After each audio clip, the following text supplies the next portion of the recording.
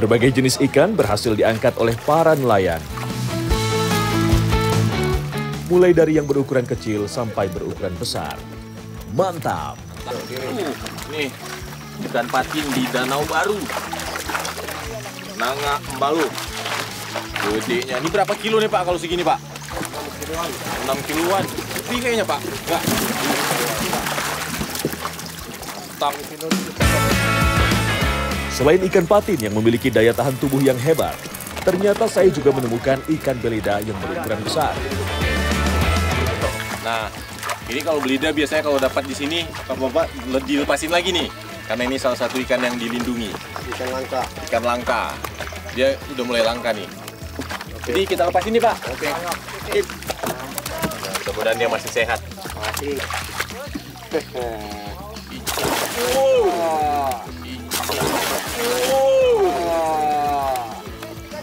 Mantap, masih sehat dia.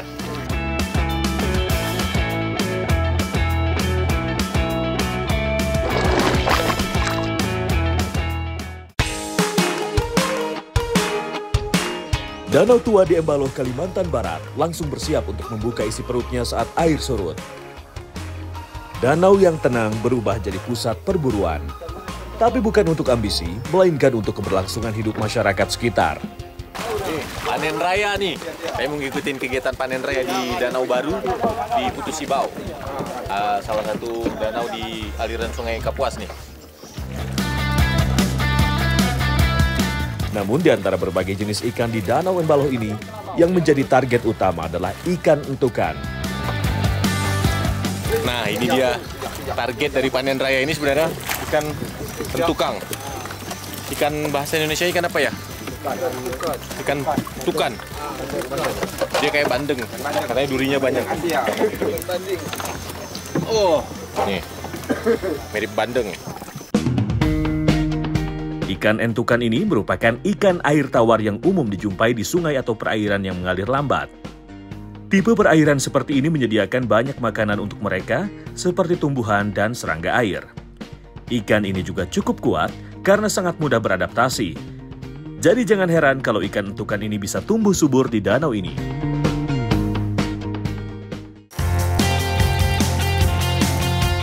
Rasanya kurang pas kalau kita tidak melihat proses awal dari panen raya ini. Oke, yuk langsung aja.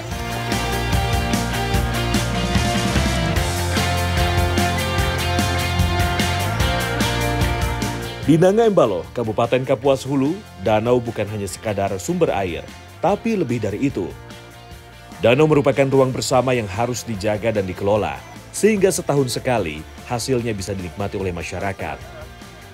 Tujuannya hanya satu, yaitu untuk menjaga kelestarian alam dan keanekaragaman hayati yang berada di dalamnya. Ternyata nih di sini ada namanya zonasi lindung, Pak. Nah, ada zonasi lindung gitu. Jadi di dalam zonasi lindung ini ikannya nggak boleh diambil ya, Pak? Nah, nggak boleh diambil, nggak boleh dipancing atau ya segala macamnya lah. Cuman boleh diambil waktu panen raya kayak gini. Ketika jaring sudah mulai turun, nelayan di atas perahu langsung menggiring ikan ke arah yang sudah ditentukan. Ketika jaring sudah semakin mengerucut, dengan serempak para nelayan langsung membuat kegaduhan. Tujuannya apa lagi? Yaitu untuk membuat ikan panik, lalu masuk ke dalam jaring penampungan. Nah, ini ikannya udah masuk ke dalam jaring penampungannya tuh, jermalnya. Jadi tadi kelihatan tuh semua perahunya langsung kita ngusir ikannya tuh ke dalam penampungannya. Nelayan saat itu langsung sigap mengangkat jaring dari berbagai arah untuk memenuhi perahu. Saya pun semakin bersemangat saat melihat ikan-ikan di jaring mulai melompat-lompat. Usaha kita kali ini berbuah hasil yang manis. Dari 2 kali turun jaring, diperkirakan sudah mendapat 100 kg ikan. Nah, ini udah selesai proses panennya, panen raya nih. Karena di sini kan sistemnya ini gotong royong nih. Jadi bapak-bapak ngejaring ikan nih rame-rame. Ada puluhan bapak-bapak nih. Nah, ibu-ibu di atas nyiapin makanan. Jadi sekarang saya mau bantuin ibu-ibu tuh di atas.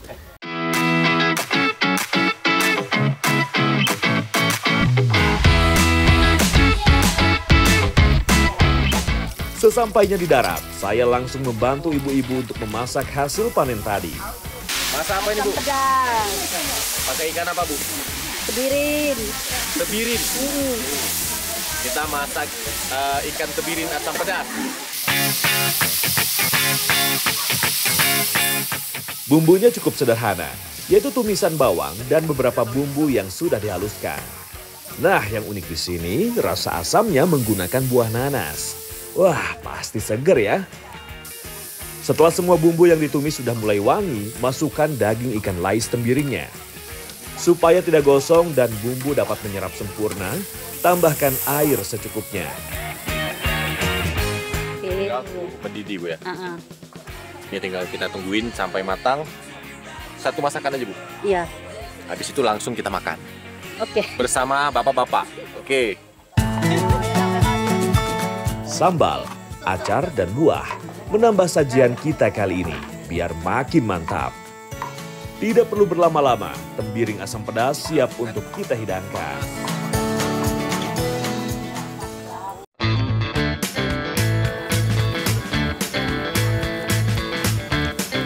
Selain dimasak, ikan sisa hasil panen langsung diolah agar awet. Proses yang paling populer dan mudah dilakukan adalah pengasapan. Nah, ini ikannya langsung disalai. Habis dari kita narik jaring tadi, ini tujuannya disalai biar dia nggak cepat busuk. Karena ini ikan-ikan air tawar biasanya perutnya cepat busuk. Sama nilai ekonomisnya juga lebih tinggi kalau setelah disalai. Proses pengasapan sendiri biasanya dilakukan hingga 6 jam lamanya. Ini udah selesai, tinggal ditungguin sampai keringnya itu pas. Atasnya ditutupin lagi pakai daun kelapa supaya asapnya merata.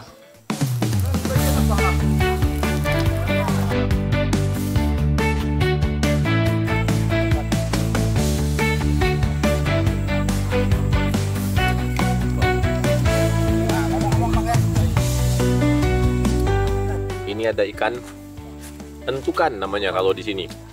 Dia ini kayak mirip ikan bandeng. Ini durinya banyak sekali. Rasanya juga mirip-mirip bandeng nih. Manis-manis gitu.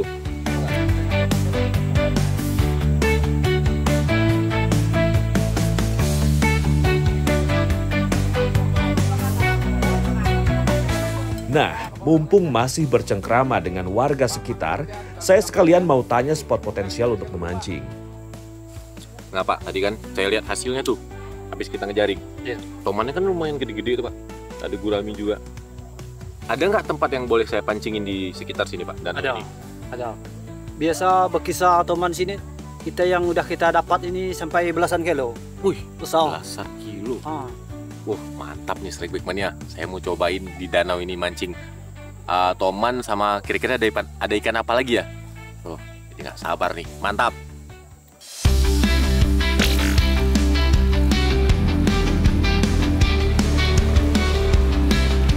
Danau Sempinang, salah satu danau alam yang tersembunyi di pedalaman Kalimantan Barat. Danau ini menjadi salah satu rekomendasi masyarakat untuk saya memancing. Umpan minnow saya lempar ke bibir rumputan, lokasi toman biasa bermain dan mencari mangsa.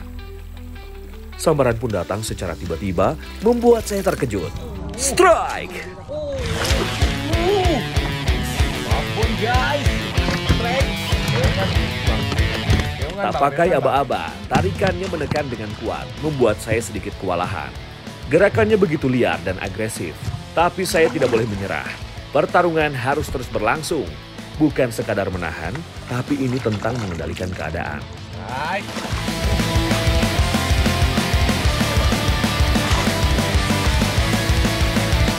Akhirnya, perlawanan dari sang predator berhasil saya tuntaskan. lumayan ini size-nya. Strike Mania, predator Sungai Sempinang. Giginya kelihatan. Ini mungkin sekitar 2 kiloan. Dia bisa sampai 15 kilo lebih nih, bahkan ada yang 20 kilo.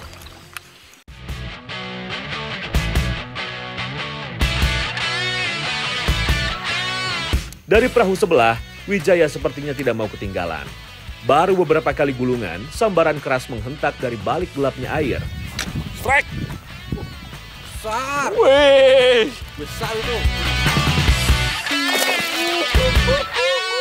Fight berlangsung beberapa saat. Sang predator dengan ganasnya ingin melepaskan diri. Ikan toman memang dikenal sebagai pemangsa aktif yang sangat agresif, sehingga mereka menjadi predator yang sangat dominan.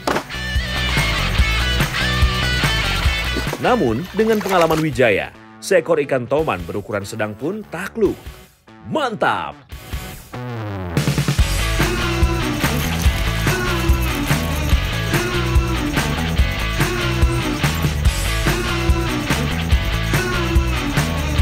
Mancing Mania strike back. Mantap! Ikan toman merupakan tipikal ikan yang suka menunggu mangsanya. Dalam diam, ia mengintai. Jika mangsa sudah dekat, jangan harap bisa lepas begitu saja. Selain kemampuan berburunya yang baik, ikan toman juga pandai beradaptasi, terutama pada kondisi yang sulit air. Hal itu dikarenakan toman memiliki insang seperti labirin yang memungkinkan ia untuk bisa menyimpan oksigen dalam waktu tertentu. Makanya jangan heran kalau ia merupakan salah satu ikan yang kuat.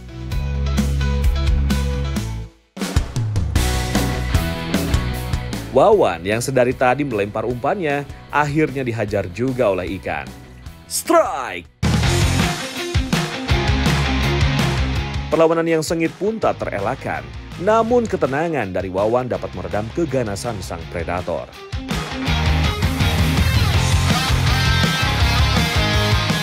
Kembali seekor ikan toman berhasil mendarat di perahu kami.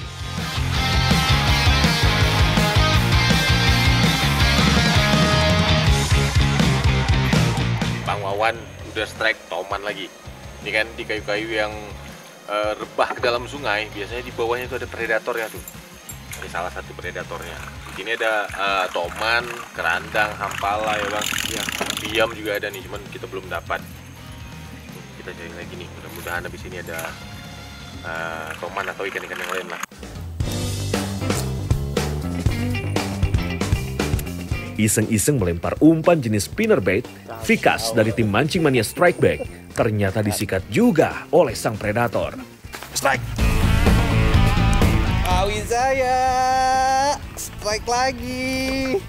Ikan pun melakukan perlawanan, namun Vikas tak pantang menyerah, walau pergerakan ikan kali ini cukup liar.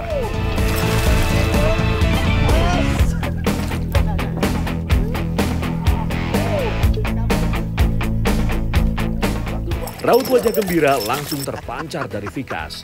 Seekor toman berhasil ia taklukkan. Mantap!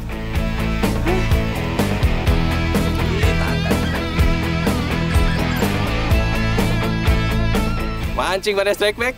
Mantap.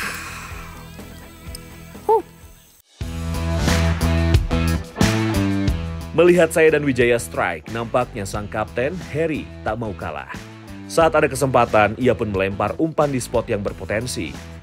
Dan benar saja, ternyata Dewi Fortuna sedang berpihak kepadanya. Dan strike! Ia pun langsung memposisikan diri untuk fight dengan predator ini. Menjaga tekanan dan memastikan kail menancap sempurna menjadi hal yang wajib dilakukan.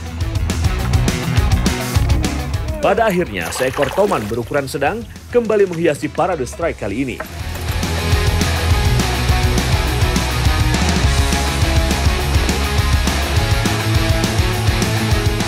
Mancing Mania strike back.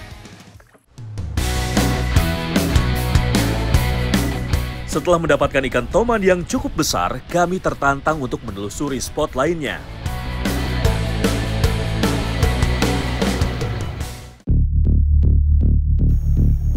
Saat sedang bergeser menuju spot lain, konsentrasi perahu sebelah teralihkan dengan gerakan bubu di pinggir sungai. Nampaknya ada sesuatu yang besar di dalamnya. Kami pun semakin dibuatnya penasaran.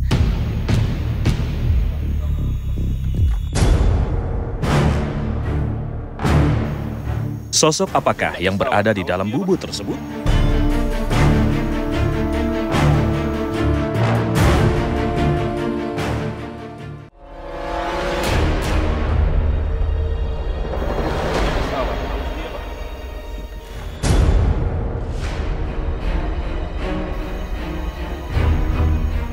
Wah, rupanya seekor primata yang ada di dalam bubu.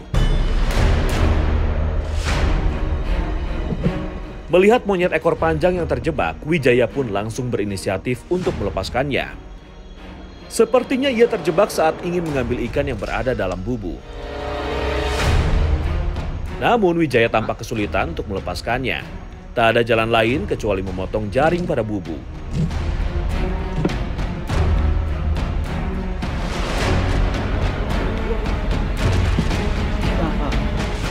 Syukurlah, monyet ekor panjang berhasil selamat dan dapat berkumpul kembali dengan kawanannya.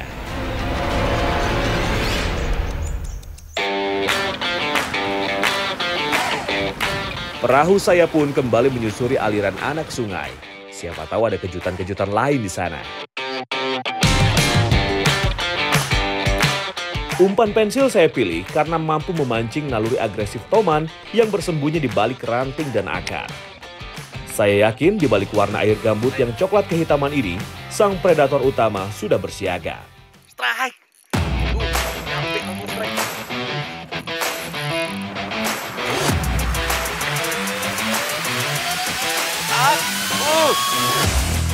Dari perlawanannya, sepertinya ikan toman kembali menyambar.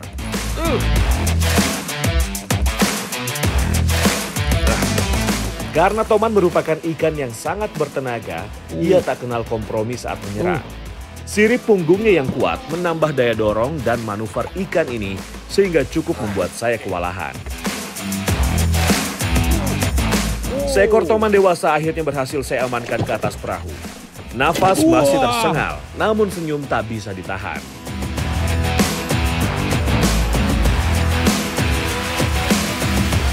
Oh, baru nyampe. Langsung disambut nih. Toman.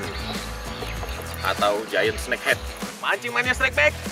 Mantap!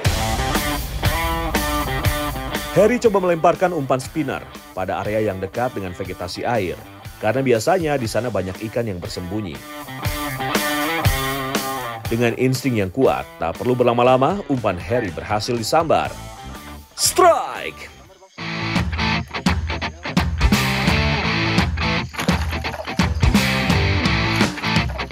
Mancing Mania strike back. Mantap. Setelah sempat adu kuat, ikan pun menyerah. Seekor snakehead, yaitu top predator toman, berhasil kembali dinaikkan oleh Harry.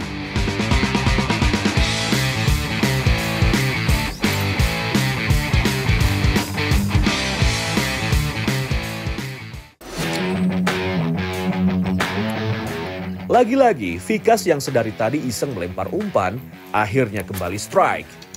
Strike lagi Pak Wijaya.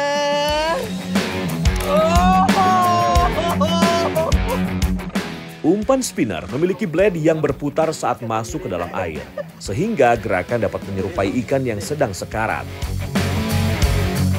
Dilihat dari karakter pertarungannya, sepertinya ikan berukuran besar menyambar umpan spinner ini. Ikan tidak mau mengalah begitu saja, membuat pertarungan berlangsung cukup sengit.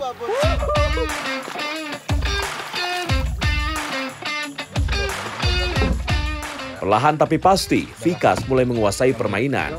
Tenaga ikan pun semakin melemah.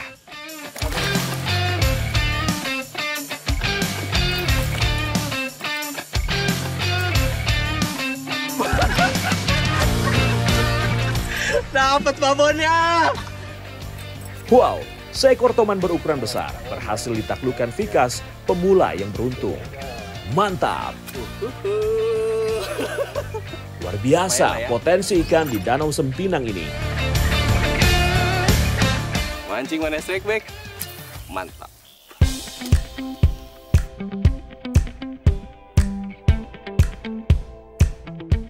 Hari sudah semakin siang, kami semua sudah merasa lapar setelah setengah hari melempar umpan. Dan kami putuskan untuk istirahat sejenak dan makan siang bersama. Ikan toman yang kami dapatkan langsung disiangi oleh Harry. Nah, ini sekarang kita mau masak nih. Kita udah mancing dari pagi tadi, ini udah waktunya makan siang. Mau masak toman, apa namanya Bang? Dibakar di dalam tanah nih. Nah, apa namanya?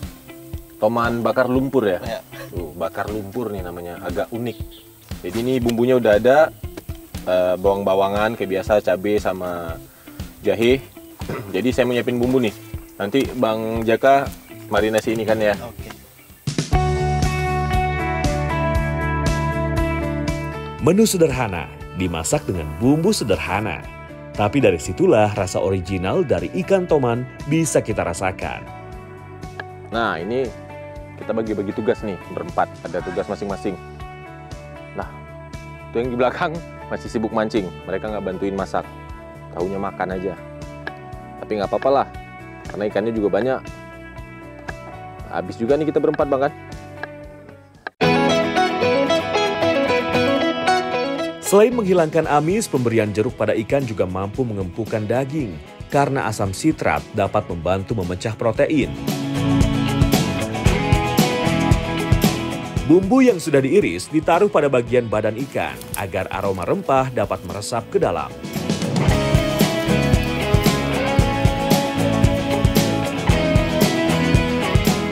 Nah, ini udah selesai. Tinggal sekarang kita bakar api ya, Bang, di atas.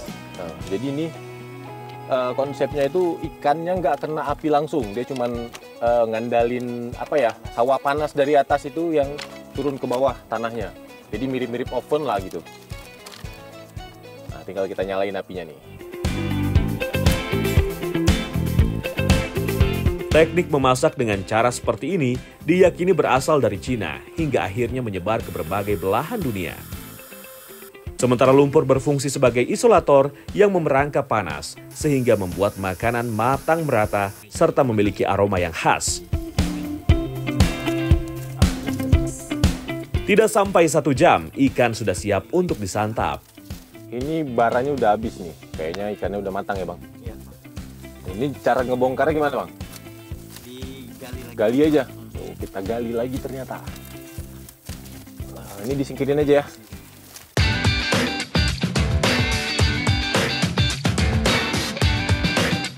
Dan ini dia hasilnya. Toman bakar lumpur matang dengan sempurna. Dari tampilannya saja sudah membuat perut saya keroncongan. Tomannya sudah matang. Toman yang dibakar di dalam tanah nih. Mau langsung kita cobain aja. Wan, apa nak lawan? Apa nak? Lapar. Lapar, Nak? Nah, saya udah lapar juga nih.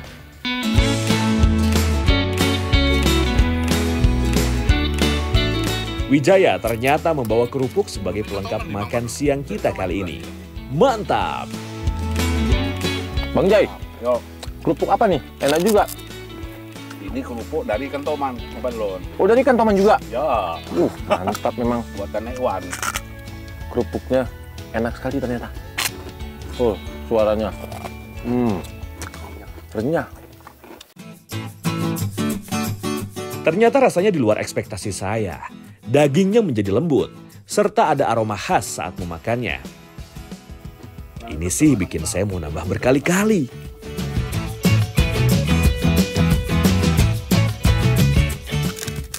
Tadi nih awalnya saya sempat ragu nih. Karena ikannya kan dibakar di dalam tanah. Ragunya itu nggak mateng.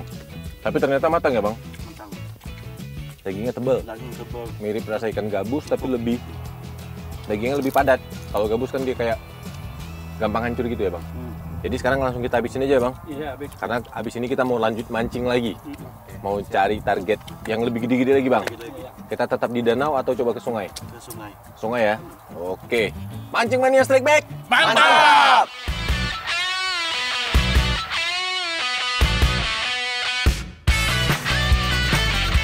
Setelah selesai memenuhi lambung, kami pun kembali mengeksplor spot potensial di danau ini. Lemparan demi lemparan terus dilakukan saat menggunakan teknik casting. Kejelian dari angler dalam melihat spot memang sangat diperlukan. Strike! Strike kah! Asik, Wan. Apa lagi? Wijaya kembali mendapatkan sambaran. Melihat dari perlawanan ikan, sepertinya berukuran tidak cukup besar. Dan benar saja, tidak perlu waktu yang lama, ikan pun mulai merapat ke perahu.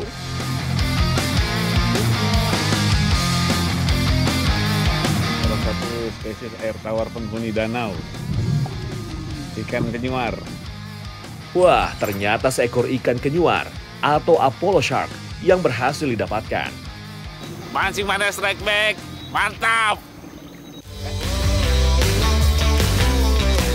Tiba-tiba saja suasana hening berubah jadi teriakan. Jaka, kapten dari perahu sebelah, akhirnya menemukan sambaran. Mantap. Insting melempar pada tepian sungai membuahkan hasil.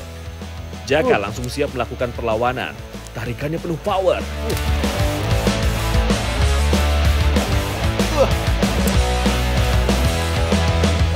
Akhirnya Jaka berhasil memenangkan perlawanan. Seekor hampala berukuran sedang berhasil diamankan. Mulutnya yang besar dan moncong yang sedikit menonjol memang sangat cocok untuk menyambar mangsa.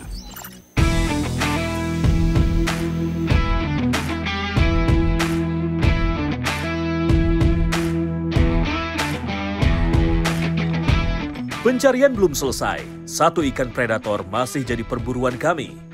Berbagai cara pun coba kami lakukan. Wijaya menggunakan umpan yang bersisik untuk mengganggu keberadaan ikan. Dan ternyata... Kenapa kegerangan kita mencari umpan spinnernya ternyata berhasil mengganggu teritori sang predator. Tarikan sudah dipastikan kalau ikan ini sangat agresif.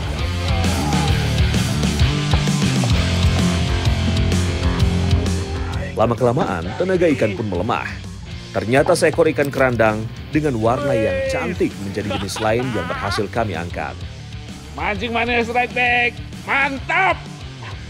Ikan kerandang adalah predator air tawar yang masih satu keluarga dengan ikan gabus. Kelebihannya, ikan ini memiliki bintik indah pada sekujur tubuhnya. Tak heran kalau ada yang menjadikannya sebagai ikan hias.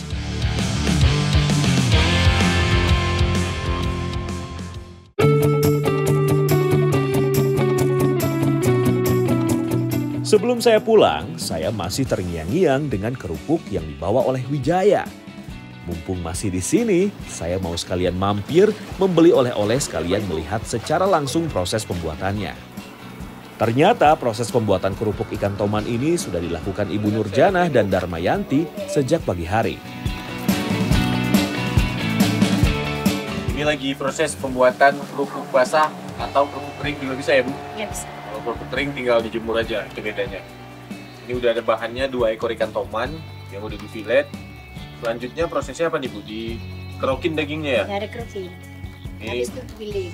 oh, jadi ini dikerokin dulu pakai sendok buat misahin dari tulang yang kecil-kecilnya ya Bu? Iya. Nanti kalau udah dagingnya udah habis, baru digiling Bu? Iya. Pada awalnya ikan yang digunakan untuk membuat kerupuk yaitu ikan belida dan ikan toman. Namun seiring berjalannya waktu, sejak belida dilindungi dan mulai langka, maka toman menjadi satu-satunya ikan yang saat ini digunakan. Selain lebih mudah didapat, daging ikan toman lebih tebal dan banyak. Ditambah harganya yang relatif terjangkau. Nah ini Bu yang udah dikerok langsung digiling, Iya boleh. saya gilingin ya? Iya. Nah caranya Bu, Caranya masukkan ke situ. ini wadahnya, Iya. masukkan ke, Ke bawah situ. terus Bu, Terus masukkan ke situ. dagingnya masukin ke Iya. sini. Ibu Nurjanah sudah memulai usaha kerupuk ikan toman dan kerupuk basah ini belasan tahun lamanya. Jadi ia tahu betul mana kualitas ikan yang baik untuk dijadikan bahan utama kerupuk ini. Ini cara gilingnya gini nih ternyata. Jadi di sini memang penggilingannya masih pakai cara tradisional. Karena kalau siang di desa ini, desa Nangga Embaloh, listriknya nggak ada. Baru nyala itu pukul 5:30 ya Bu? Iya. Jam 5. Oh, nanti pagi-pagi mati lagi listriknya. Jadi ibu-ibu di sini gilingnya masih pakai alat tradisional nih. Pakai tenaga dalam. Jika sudah halus, daging ikan sudah bisa dicampur dengan bahan adonan kerupuk. Proses pencampuran adonan kerupuk masih dilakukan dengan tenaga otot alias manual. Biasanya sekali produksi, Ibu Nurjanah menggunakan ikan hingga 7,5 kg. Iya betul. Habis ini habis diaduk semuanya bahan-bahannya kemudian dikukus. Oh. Dikukus berapa lama ya Bu biasanya Bu? Kita bungkus. Kita bungkus rebus. Kalau 1 kilo itu 1 jam. Oh gitu. Kalau ini kira-kira nyampe sekilo lebih ya Bu ya? Iya lebih. Adonan yang sudah kalis akan langsung dibentuk lonjong. Kemudian adonan kerupuk direbus kurang lebih 1,5 jam lamanya.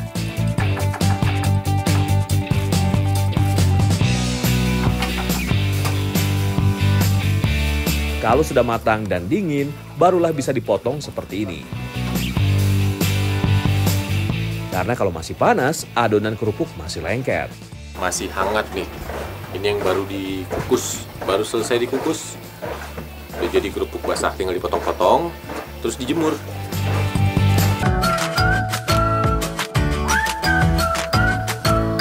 Menurut beberapa sumber, pembuatan kerupuk mulai ada saat pedagang-pedagang Cina datang ke daerah Kapuas Hulu. Agar ikan lebih tahan lama, selain pengasapan, salah satu caranya dibuat kerupuk basah atau kering.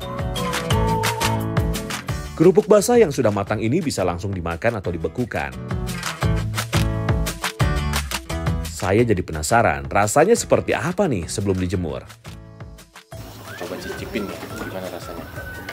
Wanginya sih mirip kerupuk basah, mirip pempek. Perpaduan rasa ikan dan tepungnya ini pas ya Bu, karena perbandingannya tadi. Iya. Kalau terlalu banyak tepung, terlalu kenyal ya Bu. Iya, cuma terasa. Tapi ikannya malah nggak kerasa. Selesai dipotong, adonan kerupuk tinggal dijemur. Menjemurnya memerlukan waktu kurang lebih seharian lamanya, agar tidak ada lagi kandungan air. Di sini memanfaatkan ikan toman itu sangat ini ya Bu. Maksudnya semuanya itu bisa dimanfaatkan. Iya, bisa. Di sini populasi tomannya itu luar biasa banyak, tapi nggak jadi hama karena dimanfaatin jadi macam-macam. Mancing Mania Strike Back, mantap!